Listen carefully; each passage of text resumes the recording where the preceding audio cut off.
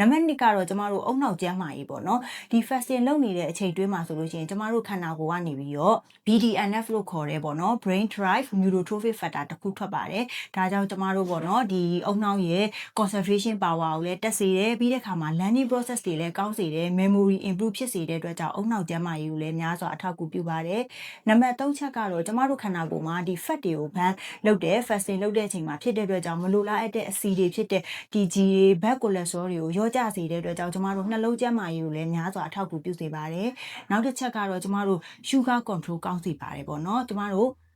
ဒီ fasting လုပ်တဲ့အချိန်မှာဆိုရင်ကျမတို့ခန္ဓာကိုယ်မှာရှိတဲ့ blood sugar level ကိုနှိမ့်ကျစေတဲ့အတွက်ကြောင့်ကျမတို့နောက်ပိုင်းမှာဘာတွေဖြစ်နိုင်လဲဆိုရင်စီးချိုယောဂဖြစ်နိုင်ခြေကိုလည်းရောကျတာကိုတွေ့ရပါတယ်နောက်ဆုံးတစ်ချက်ကတော့ကျမတို့ဒီပေါ့နော် eating pattern ကိုကြည့်လိုက်တဲ့အခါမှာအရန်ရိုးရှင်းပါတယ်ကျမတို့ပုံမှန် body weight ချတဲ့နေရာမှာဆိုရင်ဒီ plan တွေပါလုပ်တယ်ဆိုလို့ရှိရင်ကျမတို့ calorie ကို count down လုပ်ရပါတယ်တနေ့တာမှာတော့ calorie ဘယ်လောက်ပဲစားရတယ်ဒါပေမဲ့ fasting လုပ်တဲ့အချိန်ဆိုရင်တော့ကျမတို့ calorie ကို count down လုပ်စရာမလိုဘဲနဲ့8နာရီအတွင်းမှာတော့ကျမတို့ပုံမှန်စားနေကြကယ်လိုရီလေးပဲစားမယ်ဒီ16နာရီမှာတော့ကျမတို့ fasting လုပ်ရတာဖြစ်တဲ့အတွက်ကြောင့်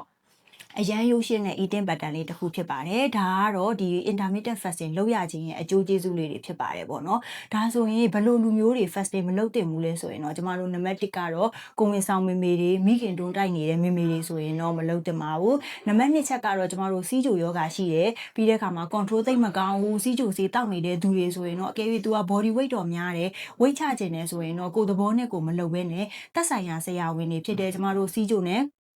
စီးချိုဆရာဝန်ကြီးရေပြီးတဲ့အခါမှာ nutrition နဲ့အာဟာရဆရာဝန်တွေနဲ့အသေးချာတိုင်ပင်ပြီးမှသာကျမတို့ weight loss ကိုလုပ်သင့်ပါတယ်နောက်တစ်ချက်ကတော့ကျမတို့ eating disorder ရှိတဲ့သူတွေပြီးတဲ့အခါမှာနာတာရှည်ယောဂရှိတဲ့သူတွေအနေနဲ့ဆိုရင်တော့ intermittent fasting လုပ်မယ်ဆိုရင်တော့သက်ဆိုင်ရာဆရာဝန်ညွှန်ကြားချက်ရမှသာဒီကုသမှုကိုခံယူသင့်ပါတယ်ကျမတို့ဒီ weight loss အတွက်ပေါ့နော်ဒီ intermittent fasting ပြေကျမတို့ဒီခန္ဓာကိုယ်မှာ lipid profile တွေမကောင်းတဲ့ bad cholesterol တွေများနေပြီလားကျမတို့ပြီးတဲ့အခါမှာ alpha ဆောက်ရိုက်ကြည့်ပြီးတော့ကျမတို့ fatty liver တွေရှိနေပြီလားဆိုတာကိုကျမတို့ဒီ SMM မှာဆိုလို့ရှိရင် blood test တွေပြီးတဲ့အခါမှာ alpha ဆောက်နေစစ်ကြည့်ပြီးတော့ nutrition နဲ့ဆရာဝန်နဲ့လည်းတိုင်ပင်ပြီးတော့ကုသမှုကိုခံယူလို့ရပါတယ်ရှင်အားလုံးပဲကျန်းမာပျော်ရွှင်တဲ့ဘဝလေးကိုပိုင်ဆိုင်နိုင်ကြပါစေရှင်